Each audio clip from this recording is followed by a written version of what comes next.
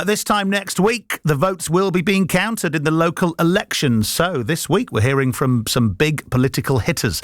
So far, we've heard from the leaders of the Green Party, the Lib Dems, Reform UK, Conservatives yesterday. So we've spoken to Zach Polanski, Sir Ed Davey, Nigel Farage and Kemi Badenoch. This morning, we're joined by the Labour MP for Yardley and Parliamentary Under Secretary of State for Safeguarding and Violence Against Women and Girls, Jess Phillips, who joins me live in the studio. Jess, good morning. Good morning. Thank you for being here. There's a lot to talk to you about. We're going to start off with potentially the most important question, fish and chips. We're talking about this. Where is the best chippy in the West Midlands? I'm assuming it's in Yardley. And what's your order? I mean, it is absolutely in Yardley, although it came into my constituency in the last boundary. So it was previously in, I think, Liam Byrne's constituency, but it is Bedder's Fish and Chip Shop. So you've claimed it? I've claimed it. I took it in the boundary. I've annexed Bedder's Fish and Chip Shop, but you have to have, I think, a degree to know when it might be open. It's like one of those places that's open at lunchtime sometimes, then on a Saturday and Sunday it's not open all the time. Surely you can sort that. I like that charm. Okay, that you have to be hopeful. It's opposite the Big Asda in Small Heath, and my grandfather, when he died, he left. He split his inheritance between me, one of his nieces. It was a small inheritance, and the woman who worked in Bedder's Fish and Chip Shop. That's how good it is. That's how good it is. And your order, Jess Phillips? Well, I mean, I'm quite classic, just sort of cod and chips.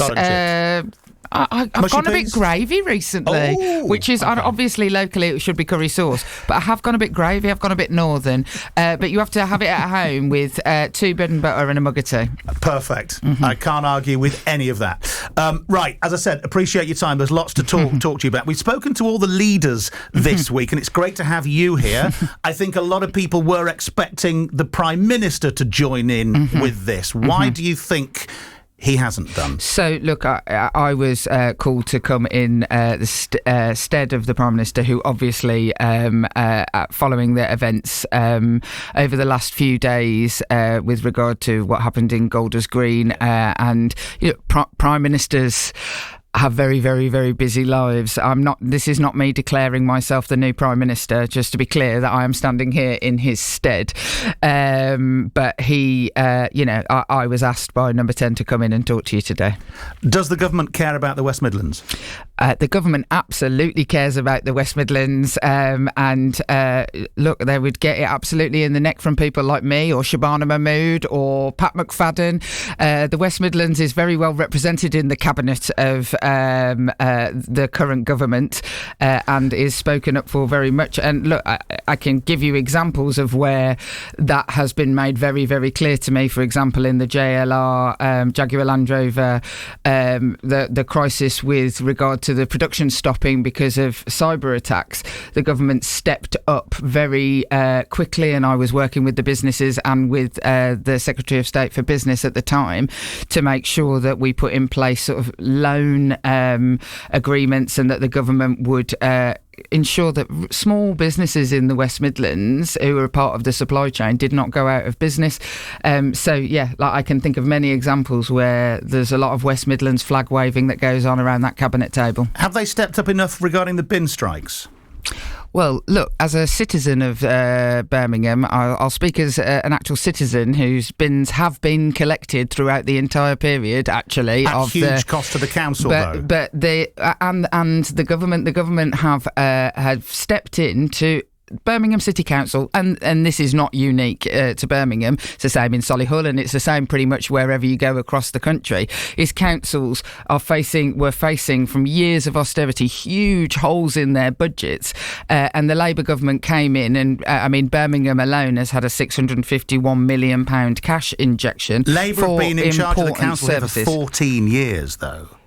Yes, but they're not in charge at Solihull, and there's an enormous gap in that budget. There has been a problem of starving of services and increasing of adult social care costs, which has not been gripped by governments for the past 14 years. That has left councils in terrible situations. Now, the Labour government came in and in Birmingham gave, like I say, £651 million cash injection, so services can actually go on. Look, But this is a trade union dispute. Yes, it is indeed. And there's been what we're led to believe a resolution, although we can talk more about that. Yeah. But why has it taken until now? Why didn't this happen 9 months ago, 10 months ago, a year ago? Nobody would have wanted this to go on as long as So why has it? Because negotiations have been put on the table, rejected. But have they been? Because we're now hearing the two sides haven't spoken for 8 or 9 months. Look, Richard Parker has claimed that. Well, that is not my understanding of it. But look, the idea that people haven't been stretching every single sinew to try and get the bin struck. But the fundamental is there was a fundamental problem between what could be offered legally. Now, I'd like to, and I would say this as I suppose a strong Brummy feminist, is that the reason we ended up in this situation was because of an equal pay dispute that was caused by the agreements that have been made with bin workers in the past. Now, the council cannot agree to anything that will cause an equal pay claim, which is terrible for the citizens of Birmingham, but also terrible for the women of the world. So how has the agreement happened now then? Well, all I can say is I'm not personally been part of that, but what has happened is that an agreement has been reached between the two sides through negotiations. Nobody would have wanted this to have lasted this long. But a lot of people feel, and obviously the guests and the politicians we've spoken to over the past week have said it's a cynical attempt to win votes just before an election. And you can see that point of view when the timing does look a little bit iffy. Well, except that, all I would say is the idea that it wouldn't have been politically better for this to have been done 5 months ago it is a nonsense. It gets done when it gets done. It would be terrible if a deal was agreed and then it wasn't said until after the elections. I have no idea why anyone thinks it would be politically expedient for this not to have been dealt with sooner. That would have been the politically expedient thing. And now, of course, they all have to say, oh, it's politics.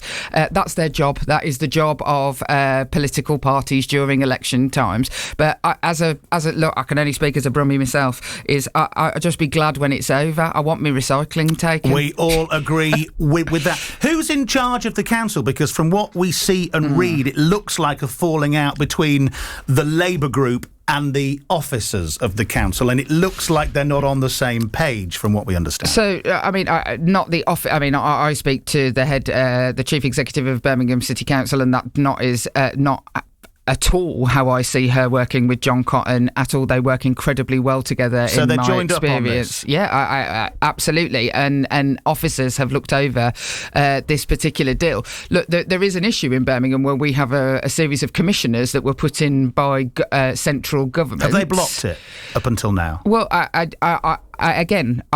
not just saying this because I want plausible deniability. I have absolutely no idea as somebody who's not been part of those negotiations, but what I can absolutely say is that everybody is trying to work towards the best solution for the people of Birmingham and for Birmingham, which has filled a £300 million hole. Birmingham City Council have had to work incredibly hard alongside commissioners and alongside officers to get us to a position where we can start moving forward, and that is what any Birmingham citizen would want to see. We just want our bins emptied out, as you said. Too right. Can Labour 100% promise that this deal will get over the line if the group are re-elected? That is absolutely the case. Look, a deal has been done. It's been done, so it's all agreed. So it will happen if Labour stay in power. Well, obviously, any deal has to go through all of the proper scrutiny and also the voting by the trade union. That has to happen, and it cannot happen because of laws around elections during this time. It's not a done deal. Well, no, it is an agreed deal, and only the Labour Party can deliver it after the 7th of May. And frankly, everybody else saying what they would do is completely and utterly academic because they haven't had to actually bloody do it. Do you understand that a lot of people here, and the texts I get, people just want to change?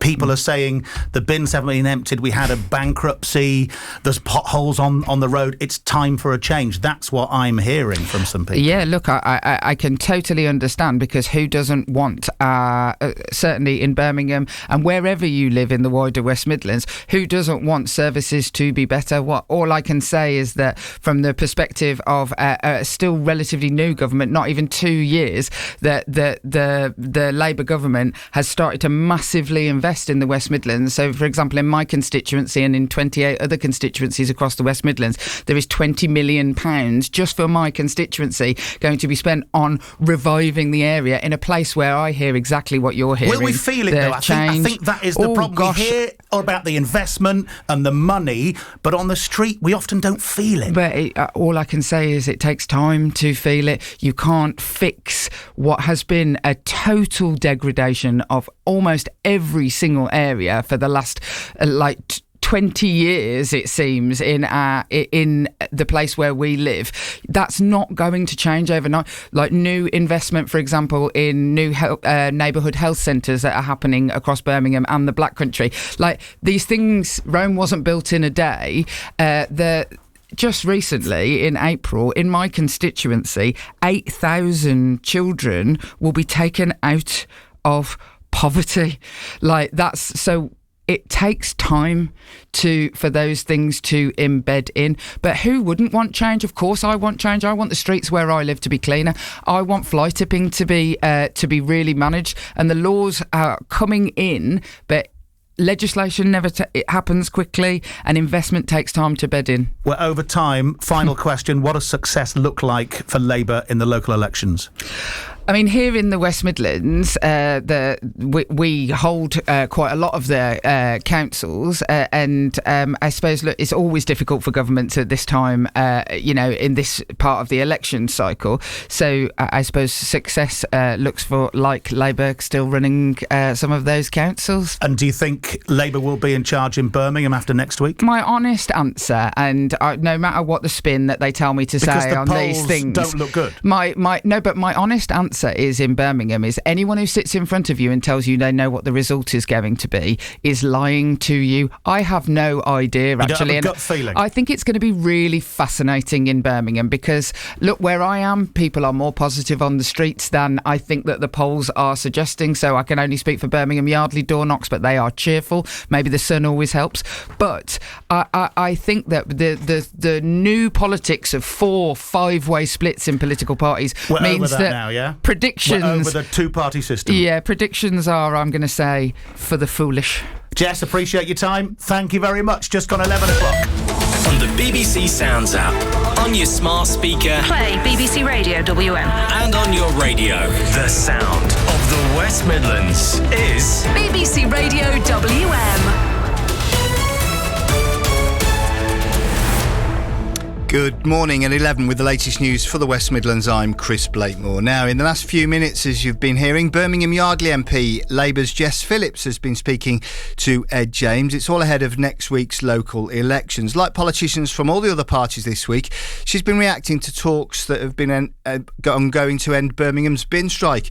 This comes after the council's Labour leader said he thought a deal was in sight. Opposition parties have criticised the timing, though, calling it cynical electioneering. This is what Jess Phillips had to say to Ed. The idea that it wouldn't have been politically better for this to have been done 5 months ago, it is a nonsense. It gets done when it gets done. It would be terrible if a deal was agreed and then it wasn't said until after the elections. I have no idea why anyone thinks it would be politically expedient for this not to have been dealt with sooner.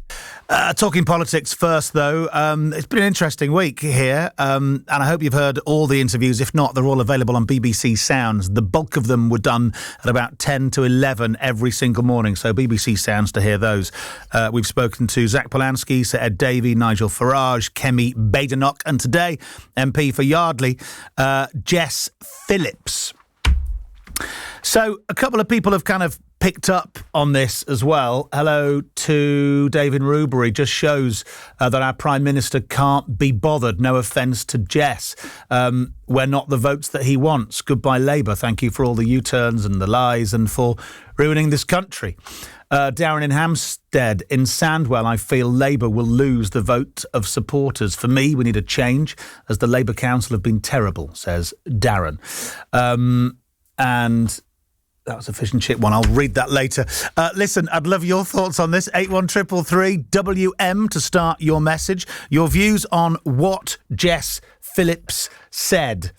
Let me know. Let's talk to Rob in Longbridge. Rob, morning.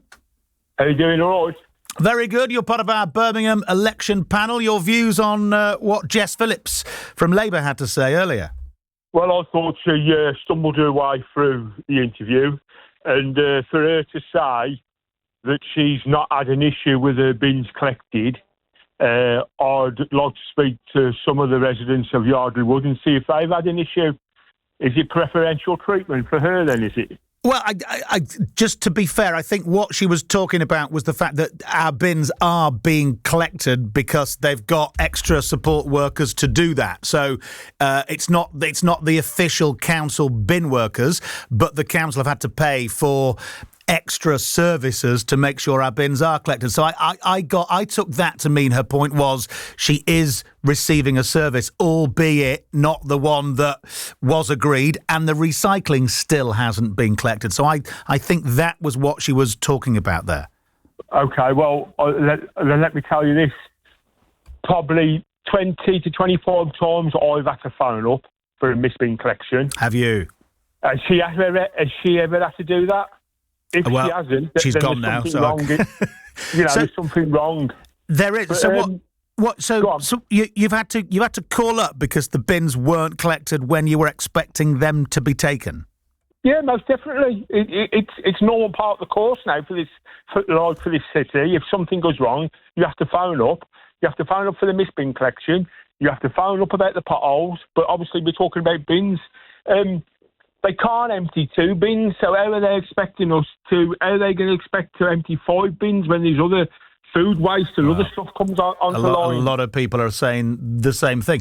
And how do you feel as a voter in terms of you pay your council tax, you expect a service, but as you say, the onus is almost on you when there's a collection that's missed. You've got to phone up. When your car gets hit by a pothole, you have to call up. How does that make you feel? It makes me feel that we're not thought of, like we're not cared about. You try and phone up the council now for the slightest thing. You have to jump through that many holes and press options now. You don't know who you're speaking to. Gone are the days where you could phone a number, they pick it up and somebody would speak to you. There's an automated voice now that keeps asking, what option do you want? What option do you want? And it's nonsense. What they've got to realise, there still is an old generation of people that live in this city that are not compatible with technology. You know, it's very difficult at times for people to report issues. But going back to the bins, it's an absolute nightmare. From what she said, it seems there might not be a done deal yet. Well, yeah, I tried to push her on that a little bit because the Mayor, Richard Parker, has said quite a lot about this as well. And it looks like some kind of breakdown in communication between the officers at the council and the Labour group. It kind of appears they might not be in lockstep. And in which case, the question is, well, who's running the council then? Well, like exactly. I mean, on another topic, I don't know if we can diverse a bit. She said there's got £20 million investment where she lives. Right down at Longbridge, we have had investment, but we were told the day we walked out that factory a week later, there's going to be 10,000 manufacturing and engineering jobs back on that site. Where are they? It's only houses that are there. Now, when I went to school, you left school, you got a job, you earned money, you bought a house. How can people afford to buy these and rent these properties if there's no work? Rob, is it time for a change in Birmingham? Most definitely it is. Thank you very much for your call, Rob, and thank you for your time. Chris is in Wednesbury. Morning, Chris. Morning, Ed. How are you? Morning, Ed. Chris, are you well? I'm well, thank you. Good. Right, what would you like to say? Did you hear the interview with Jess Phillips earlier on? I did. I was a little bit off topic, to be fair. I thought it was a question and answer, so that's why I am. But I was just talking about the young people, the effect that it's having on those in employment, and were they aware of that effect that their policies were having? In terms of harder for young people to find jobs? Well, what they've done, because of the increases in wage increases, and I'm in hospitality, we got 22 staff, predominantly. A lot of those are young people, and we're quite proud over the last 25 years that we've given young people jobs, and they've started up pot washing or whatever, and they've gone through to being bar staff and waiting on, and then they've gone on to get jobs. Like 100% of them have become working people, and it's just these increases will stop us employing the young people now, and that's really, really sad. What would you like to see? What has to change? Just a complete. I mean, I can only speak for hospitality. Hospitality is on its knees. You know. So what has to change in your industry to make things better and easier? Just some thought behind it, and listen to what hospitality is saying. We penalise for everything. And me personally, I pay $1,500 a month business rates, and we've got a massive building. I don't even get a bin emptied for that. You know, I have to pay £400 a month to get my bins emptied. We can't afford to. For example, an 18-year-old now costs $10.85. You know, there can be somebody who's never had a job. Minimum wage, yeah. So they get $10.85. We've got about £2 holiday pay. That's just, what's that? It's just shy of 13 quid. We've got 15% national insurance. That's 15 quid an hour for somebody who's never had a job. It's not sustainable anymore, and it's putting these poor people out of work. What is the biggest thing the government could do to make it easier in hospitality? I think give us some help. You know, again, personally, in terms of what though? What is the policy change, if you like? Business rates. Business rate reform. Okay. VAT reform. We pay 20%. Supermarkets pay 5%. You know, it's as though they want to shut our doors, especially like independents like me who have just had. You know, the party line is we're giving 15%. I think it is. They said we're helping businesses with 15% business rates cut. Mine's gone up 7,000 a year. You know, that's a reality that's not. And how sustainable is that, Chris? It's difficult, Ed. I'm a food entertainment function-based business, so we're pretty strong, but it's difficult. Yeah. Anybody who's in trouble will just go to the wall. They can't. It's not sustainable. You know, it's just not. Chris, I appreciate your call and appreciate your time. Thank you. Yeah, we hear a lot about how tough it is for hospitality at the moment, and the industry is calling for change. 81333 to get in touch with me. WM to start your message. I want to read out Kim in Bearwood's text. It's really disingenuous to complain about Keir Starmer not doing an interview on your station today. The opposition parties are not in government, so they have the luxury of more time. The government is also dealing with a myriad of issues, including Trump's war with Iran and the attack on Golders Green yesterday. If Starmer came to Birmingham, people would complain he's not governing the country. Can we have a bit of balance, please? Says Kim in Bearwood. Absolutely. Absolutely. I will happily read out your text. Just to point out, though, we have offered each party the opportunity to come on and do a round of interviews. Most of them have taken place from BBC studios in Millbank in London, which is right by the Houses of Parliament. So the interviews you've heard with all the other leaders across the week were not here. So they haven't had to come here. They were all done what we call down the line from a studio, which is literally next door to the Houses of Parliament. Kim, I take your point. Starmer has a lot on his plate at the moment, but would it have been nice for you here to hear from a member of the government at such a critical, important week ahead of the most hotly contested local elections in recent history, especially in Birmingham? I guess that's the question you have to think about. Lots of reaction about our political interviews over the last week. We've heard from the leaders of the Green Party, the Lib Dems, Reform UK and the Conservatives. Labour MP for Yardley, Jess Phillips, was on this morning. Lots of people having lots of opinions on this. Dave in Rubery, being the Prime Minister, he should be speaking to the people directly. So Dave's calling for Keir Starmer to have been part of our lineup when we spoke to every other leader of every other main political party. He'll be using his team and officials to be dealing with the problems over the last few days. It was a 10-minute interview. Let's just get them gone. Hello to Coral. I reiterate that when in government, it's not so easy to be available for interviews. Crises occur. Anyway, I much preferred having Jess and hearing Jess. She knows our area and our problems, and she tells it as it is.